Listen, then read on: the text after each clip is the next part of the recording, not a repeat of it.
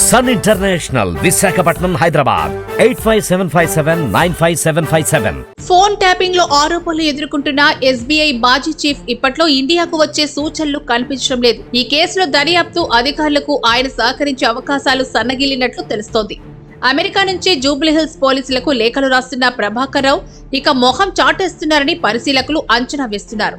తనకు ఆరోగ్యం బాగా లేదని చెబుతూ ఈ కేసు నుంచి తప్పించుకునే ప్రయత్నాలు ప్రభాకర్ రావు చేస్తున్నట్లు కనబడుతోంది. ఫోన్ ట్యాపింగ్ కేసు తెలంగాణలో సంచలనం సృష్టించిన సంగతి తెలిసిందే. గత ప్రభుత్వ హయాంలో అనధికారికంగా స్పెషల్ ఇంటెలిజెన్స్ బ్యూరో అధికారులు, ప్రతిపక్ష పార్టీల నేతలు, పలువురు వ్యాపారులు, కీలక వ్యక్తుల ఫోన్లు ట్యాపింగ్ చేశారని ఆరోపణలు ఉన్నాయి.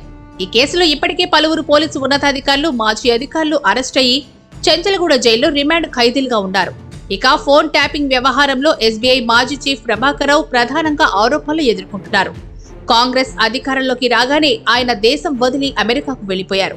ఈ కేసులో ఆయనే ప్రధాన నిందితుడిగా తీవ్ర ఆరోపణలు ఎదుర్కొంటున్నారు.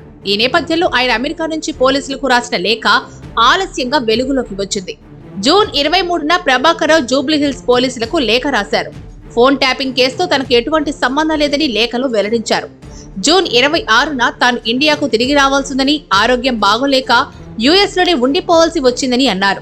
తాను క్యాన్సర్, గుండె సంబంధిత వ్యాధులతో బాధపడుతున్నానని, అమెరికా డాక్టర్ల సూచనలతో అక్కడే చికిత్స పొందుతున్నట్లు వెల్లడించారు. ఇక క్యాన్సర్ తో బాధపడుతున్న తనకు ఇప్పుడు బీపీ కూడా పెరిగిందని ప్రభాకర్ రావు తెలిపారు. ఒక పోలీస్ అధికారిగా తాను ఎలాంటి తప్పు చేయలేదని, తనపై అసత్య ఆరోపణలు చేస్తూ మీడియాకి లీకులు ఇస్తున్నారని అసహనం వ్యక్తం చేశారు. చట్టపరంగా విచారణ జరపాలని కోరుతున్నానని, విచారణలో పోలీసులకు సహకరించేందుకు తాను సిద్ధంగా ఉన్నానని చెప్పారు. టెలికాన్ఫరెన్స్ ద్వారా అయినా, మెయిల్ ద్వారా అయినా సమాచారం ఇవ్వడానికి తాను సిద్ధమని చెప్పుకొచ్చారు. తానెక్కడికి పారిపోనని, పూర్తిగా కోలుకున్న తర్వాత దర్యాప్తు అధికారుల ముందు హాజరై అన్ని ప్రశ్నలకు సమాధానాలిస్తానని చెప్పారు. మీడియాలో వస్తున్న వార్తలతో తాను, తన కుటుంబ సభ్యులు మానసిక ఆవేదన చెందుతున్నామంటూ చెప్పారు.